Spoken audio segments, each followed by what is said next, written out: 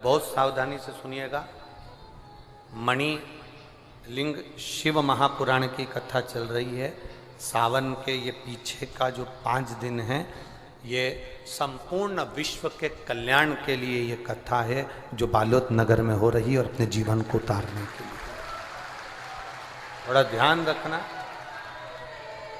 संपूर्ण विश्व के कल्याण के लिए, संपूर्ण जगत के उद्धार के लिए, संपूर्ण विश्व के उद्धार के लिए कथा। जुड़ी परेशानियां, जिनको पेट से जुड़ी जितनी प्रॉब्लम हो,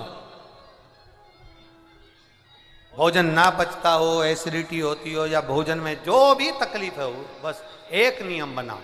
एक नियम आपके भीतर होना चाहिए, प्रतिदिन का एक नियम,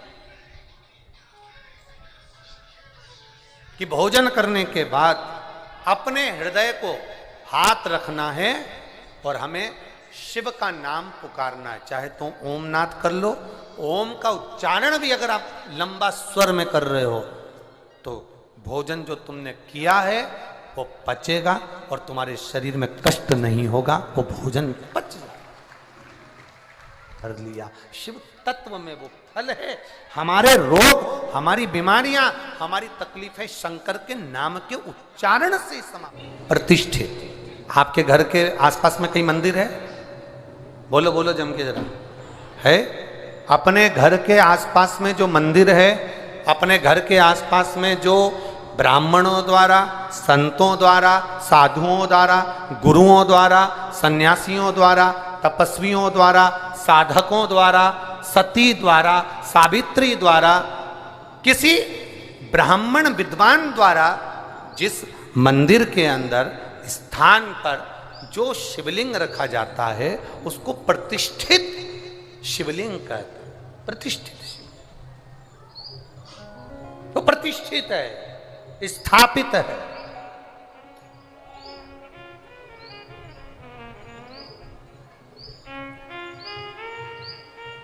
और फिर वर्णन किया, वो प्रतिष्ठित शिवलिंग की गणना में आ गए। दूसरे नंबर पर आता है स्वयंभू शिवलिंग। दूसरे नंबर पर कौन सा है? जम के बोलो जरा सा। स्वयंभू शिवलिंग। स्वयंभू शिवलिंग कैसा होता है? जो स्वयं अपने आप प्रकट हुआ, कोई वृक्ष की तनों में, कोई वन में, कोई स्थान पर, कोई गुफा में, कोई पर्वत पर, कोई नदी के तट पर, कोई स्थान पर प्रतिष्ठित, अर्थात जो अपने आप प्रकट हुआ, वो स्वयंभू शिवलिंग है। तीसरे नंबर पर आता है, तीसरे नंबर पर उपशिवलिंग। उपशिवलिंग से मतलब होता है जैसे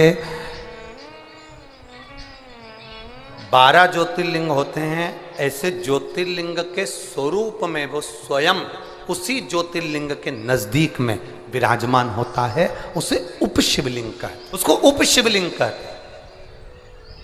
ये तीसरे नंबर का। और चौथे नंबर का शिवलिंग है ज्योतिर्लिंग। तो पहले नंबर का स्थापित शिवलिंग, दूसरे नंबर का बोलते जाओ जम के स्वयं, तीसरे नंबर का उपशिवलिंग और चौथे नंबर का ज्योतिर्लिंग। अब समझिएगा, 1000 बार जल चढ़ाए अपने स्वयं के जो स्थापित शिवलिंग है उस पर जल चढ़ाएंगे तो 1000 बार जल चढ़ाने से जो फल मिलता है वो एक बार स्वयंभू शिवलिंग पर जल चढ़ाने से प्राप्त हो जाता है। जो स्वयंभू शिवलिंग पर 1000 बार जल चढ़ाने से फल मिलता है, वो उप शिवलिंग पर एक बार जल चढ़ाने से प्राप्त हो जाता है।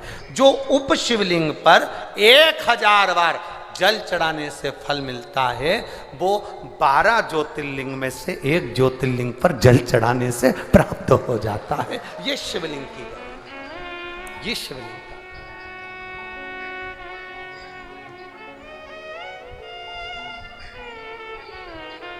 दो चीजें बड़ी दुर्लभ है।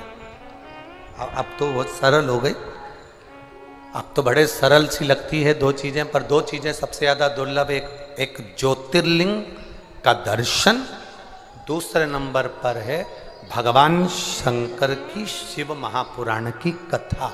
ये बड़ी दुर्लभ है, बड़ी कठिन से मिलती है। एक बार अगर कर्जा लेने की जरूरत पड़े तो मेरे महादेव के चरणों में जाकर 7 दिन लगातार घी का दिया लगाकर बेलपत्र समर्पित कर कर जल चढ़ाना। रोज एक बेलपत्री उठाकर घर में लेकर आना और उससे कहना कि तू कृपा करना कि मुझे कहीं कर्जा लेने की जरूरत नहीं पड़े और मेरा काम निकल जाए पूरा। तू कहूंगा एक निवेदन, सियोर वाले महाराज पर एक रत्ती का भरोसा मत करना, पर भरोसा करना तो मेरे देवाधिदेव महादेव पर करना, वो साथ देगा। सियोर वाला तो यहीं रह जाएगा, ऊपर तक तो मेरा महादेव ही जाएगा। कौन किसके साथ गया है? आपको दुख आया तो क्या कोई आकर खड़ा हो जाएगा कि सियोर वाला महाराज आकर खड़ा हो जाएगा? सियोर वाला महाराज आकर खड़ा नहीं होगा। जब द्रौपदी का चीर खिंचा रहा था तो सारे गुरु भी बैठे हुए थे, पर द्रौपदी के चीर को नहीं बचा पाए। जब गुरुओं ने कहा कि द्रौपदी क्या चाहती है, द्रौपदी कहती है मैंने आपसे गुरु मंत्र लिया है, आप मेरे गुरु हो। अरे मेरा चीर खींच रहा है गुरुदेव, तुम तो बोलो। गुरुजी कहते हैं द्रौपदी यहां सभा में जितने बैठे कोई साथ नहीं देगा, तेरा गुरु मैंने मंत्र दिया, मैं भी साथ नहीं दूंगा। पर एक बात याद करना द्रौपदी, गुरु भले साथ ना दे पर गुरु ने जो वचन कहा है वो साथ दे जाएगा। तो बुला उसको। द्रौपदी मैंने जो मंत्र दिया था पढ़, और द्रौपदी ने फिर मंत्र पढ़ा तो भगवान द्वारिकाधीश ने आकर चीर बचाया। गुरु साथ ना देगा पर गुरु का वचन साथ दे जाएगा। आप भी याद रखना, हम भले तुम्हारे सामने खड़े हो ना हो, पर एक बात याद रखना कि श्री शिवाय नमस्तुभ्यम, और एक लोटा जल तुम्हारा साथ आखिरी तक देकर जाएगा।